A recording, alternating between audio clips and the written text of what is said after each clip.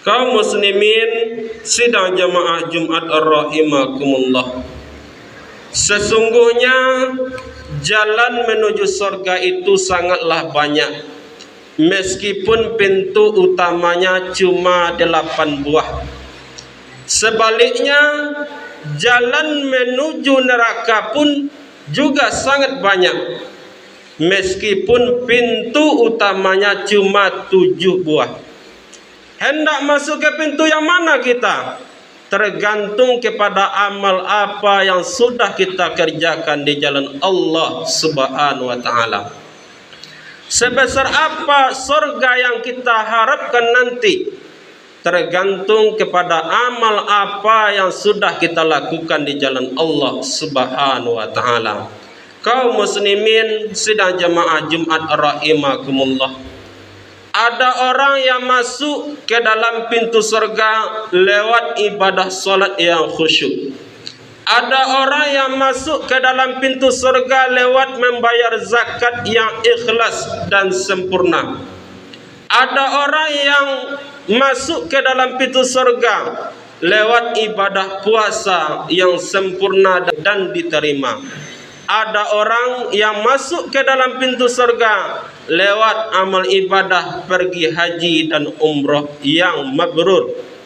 Dan ada juga mereka yang masuk ke dalam pintu surga lewat ibadah sedekah dan amal-amal kecil yang lainnya yang terkadang mereka tidak sadar saat melakukannya.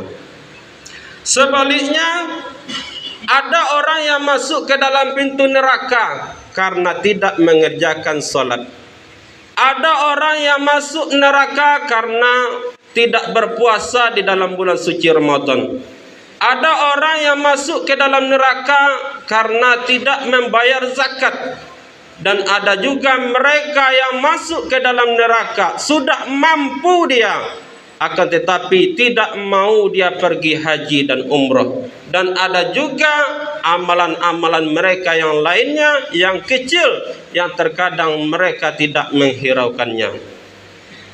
Kaum muslimin sidang jemaah Jumat rahimakumullah. Namun jangan dikira tidak ada amalan-amalan kecil yang bisa menghantarkan seseorang hamba itu ke dalam surga, kebahagiaan dunia dan akhirat.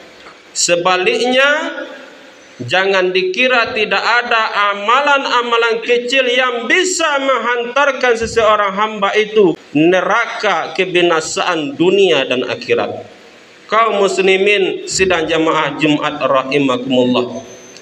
Terkadang kita melakukan sebuah amalan kecil dan kita tidak menghiraukannya, padahal itu adalah sebuah tiket masuk ke dalam surganya Allah Subhanahu wa taala. Di dalam sebuah riwayat diceritakan ada seorang pemuda yang berjalan di padang pasir. Di tengah perjalanannya kaum muslimin dia merasa kehausan. Kemudian dia cari sumur. Setelah dapat sumur, dia turun ke dalam sumur itu.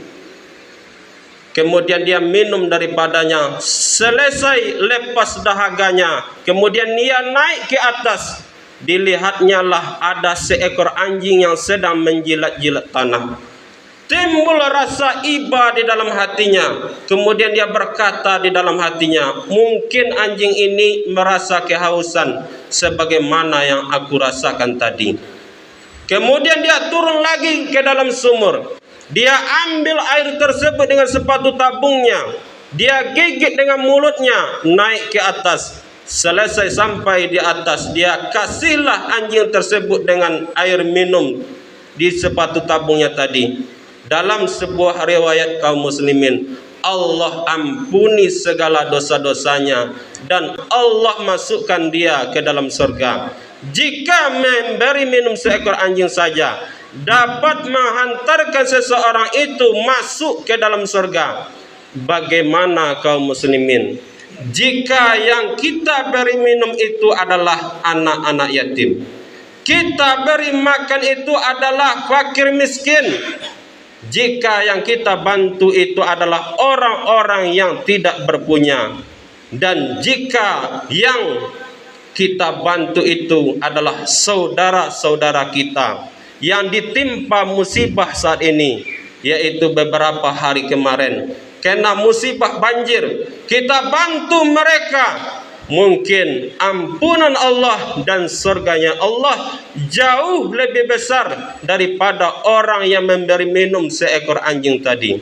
Kaum muslimin rahimakumullah, sebaliknya Allah bisa saja memasukkan seseorang itu ke dalam neraka, bukan karena dia tidak salat, bukan karena dia tidak berpuasa, bukan karena dia tidak membayar zakat, bukan karena dia tidak pergi haji dan umrah.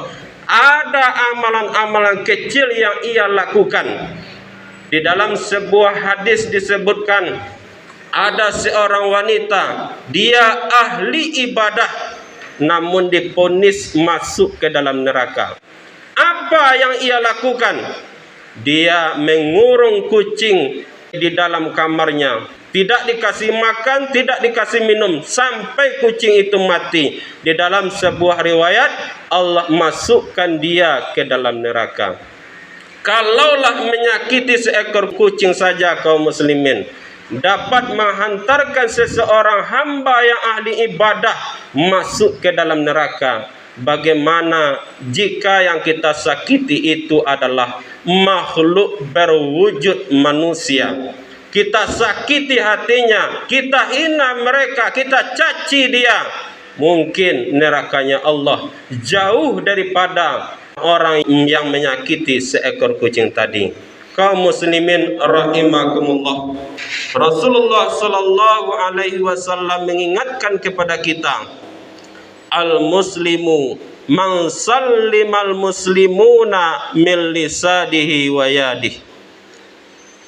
Seorang muslim itu disebut dengan muslim yang sejati apabila dia bisa menjaga lidahnya, perkataannya, perbuatannya daripada menyakiti hati dan perasaan orang lain. Kaum muslimin sedang jemaah Jumat rahimakumullah, oleh karena itu mari kita pelihara perkataan kita, perbuatan kita, jangan sampai kita menyakiti hati orang lain sehingga nanti di akhirat kita bisa selamat. Mudah-mudahan khutbah yang singkat ini bermanfaat bagi kita semua. Fa'tabiru ya ulul absar la'allakum turhamun.